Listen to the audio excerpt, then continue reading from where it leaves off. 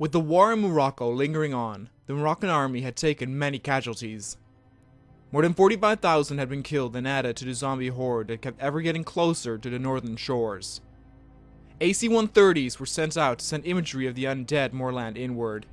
They came in droves of thousands and thousands, clustering in huge numbers in several parts of the desert. It would not take long before the zombies would be hitting the defensive lines set up by the Spanish, Moroccans, and a handful of Chinese volunteers sent out earlier. But then, all of a sudden, word got out that the zombies had broken through in the west, and the Moroccan army had been ordered a full-blown retreat.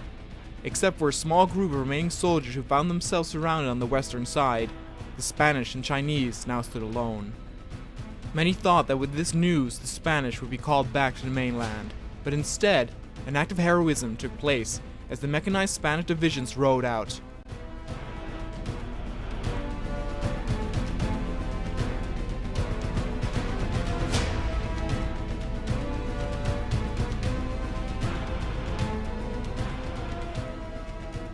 For death and honor, they faced the horde and actually gained territory back in Casablanca.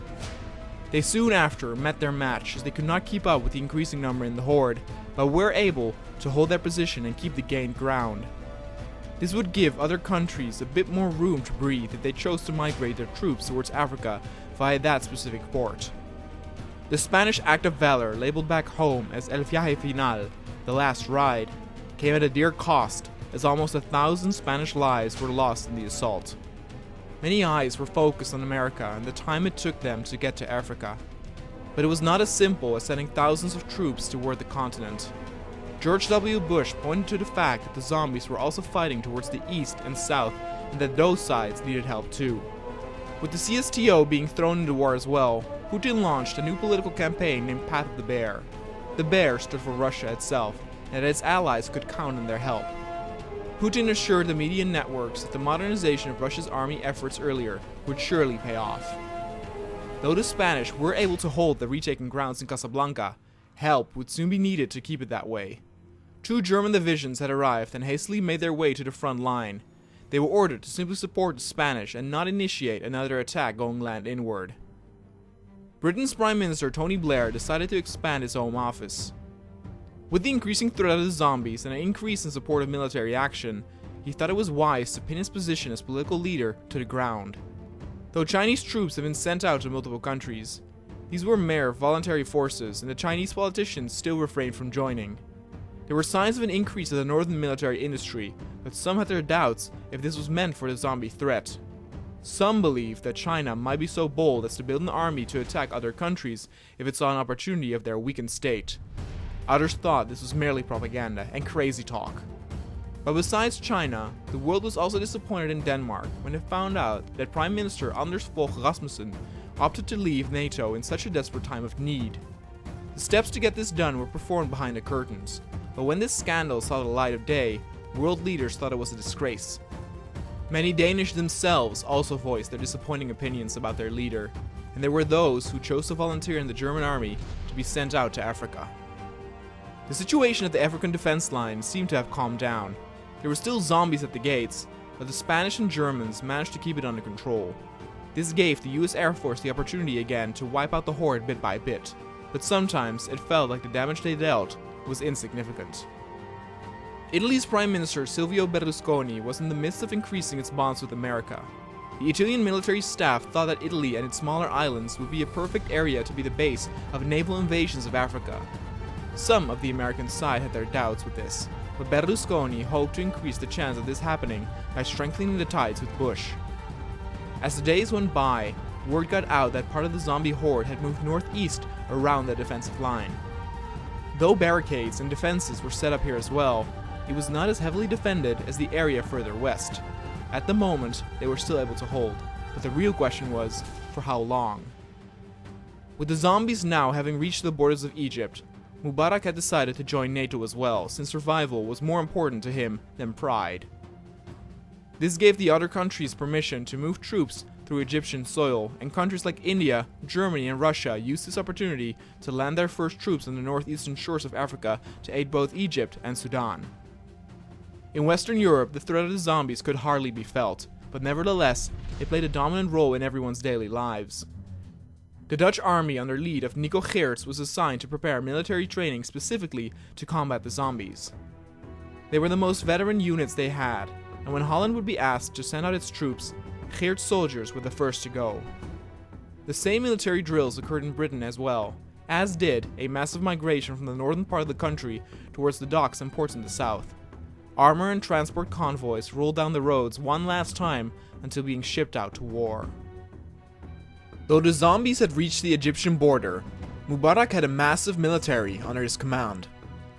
Heavily armored troops were stationed across the entire line, confident that they were strong enough to hold until more foreign reinforcements would arrive.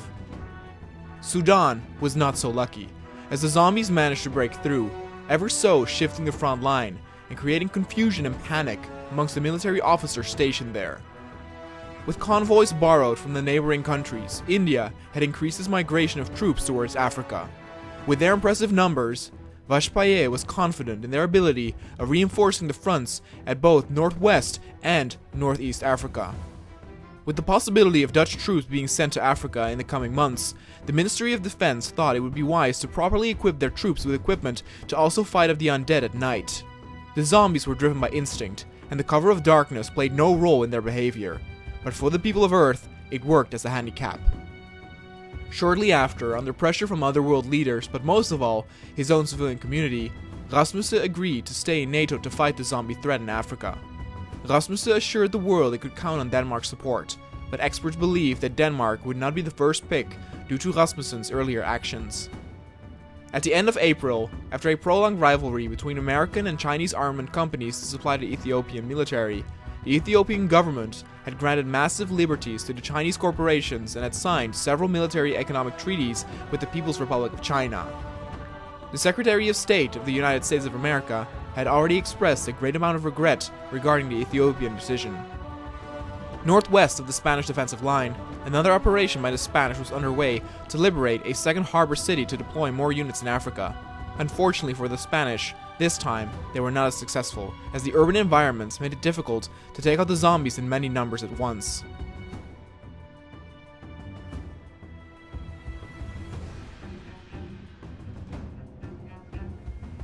With the increasing pressure on the smaller countries in Europe, Holland started to increase the assemblance of brigades to fight alongside Geerts' forces. At the moment, there were still enough Dutch people volunteering for the army, but Wouter Bos noted that a change of conscription law might be necessary in the future to yield more troops. The US was doing the same, but instead of changing its own laws, the government launched a massive amount of campaigns to increase the recruitment rate. Collaborations with big brands were established to motivate the populace of America to take up arms and fight for the freedom of Earth. In Russia, Putin increased its focus towards the Navy, as his political campaign Path of the Bear did indeed result in more men signing up, but now they just needed to have the amount of convoys and vehicles to migrate all those troops towards Africa. German Chancellor Schröder started up a bomber program to aid the troops in Africa from the air and to relieve a bit of stress from the US Air Force that was at the moment the dominant force present. Spanish Prime Minister José María Aznar played his cards towards the international alliances. As Spain was seen as the doorway to Northwest Africa, Aznar knew all too well that the other countries would want to use Spain to traverse troops to the front.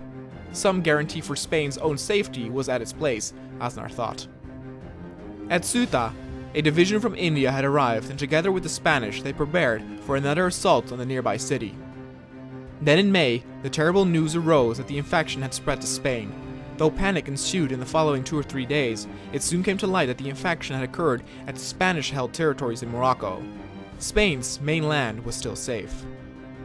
It did raise questions in ethics, as what to do with the soldiers who were wounded during battle, as they now posed a potential threat for all others.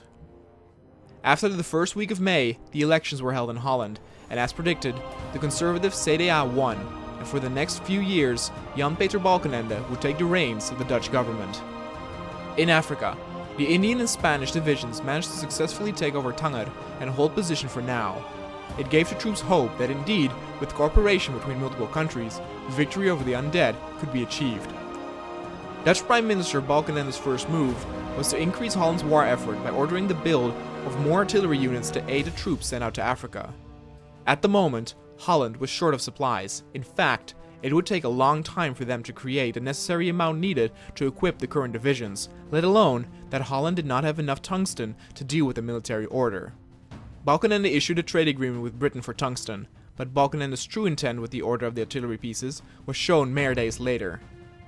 Holland had an immense amount of convoys, claiming itself as the heart of the western trading routes. With the need for artillery pieces, it did not take long for neighboring Germany, but also India, to lend-lease Holland artillery units for immediate use. Balkenende assured its cabinet that what occurred with these artillery pieces could also happen with other units.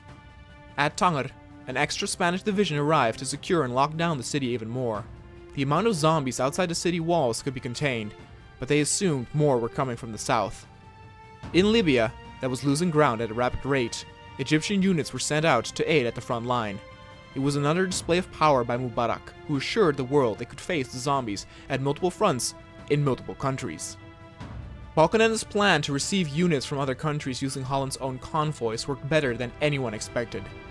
Many countries came to Holland's aid, and his politicians did indeed foresee that different, more powerful lend-leases could be made in the future.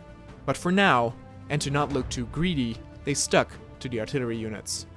On the 18th of May 2002, following several reports of successful operations by countries working together, a massive turn of events occurred as the leaders of NATO and CSTO came together to announce the creation of a new faction that would unite the entire world. With the massive expansion of the zombie horde, countries' differences and historical clashes should be momentarily forgotten about, as all of mankind faced a new type of enemy that was not motivated by emotion but pure instinct. George W. Bush announced the creation of the Global Defense Alliance, GDA, which was welcome for any country of Earth. The news was huge. More than 180 countries signed up to join the GDA. The consequences for the countries itself was immense, as they increased multiple aspects in a positive way. Everyone lined up to join. All countries from South America had joined the GDA, meaning they now were involved in World War Z as well. Asia, that had mostly been quiet all this time, had joined, and all countries would now prepare to aid their brothers in defeating the undead menace. Leaders like the Brazilian Cardoso, the Mexican Ceballos, and Russian Putin all stood as equal to the countries that were formerly in NATO. And yes, even North Korea had joined the GDA, with its leader Kim Jong-il stating that differences between its neighboring country would be set aside until the zombie threat had been dealt with. Now, the whole world would go to war.